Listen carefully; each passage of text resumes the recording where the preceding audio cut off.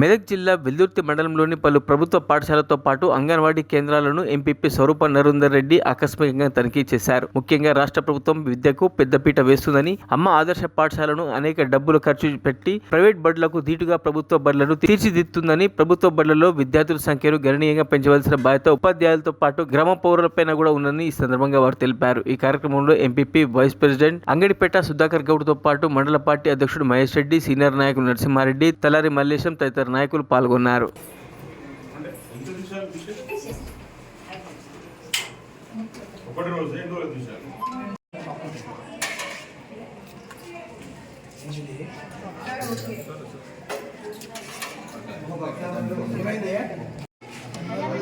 అది చూడండి, అది బాగుంది, అది మంచిగా చూడండి.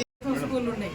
అమ్మ ఆదర్శ పాఠశాలలకు ముందే నిధులు ఇచ్చి గవర్నమెంట్ ముందు చేయకుండానే వాటికి ఏమి మౌలిక వసతులు కావాలనో వాటిని చూసుకొని ఐడెంటిఫై చేసి అన్ని వాళ్ళ వసతులు ఏమి తక్కువ ఉన్నాయి అవన్నీ కావాల్సినవన్నీ ఆ వసతులు వాళ్ళు ముందే ఎస్టిమేషన్ వేసి వాటిని ముందుగానే డబ్బులు ఇచ్చి వాటిని రిపేర్ చేయించడం అనేది చాలా గొప్ప మనకి సీఎం గారు రేవంత్ రెడ్డి గారు గొప్పగా ఆలోచించారు.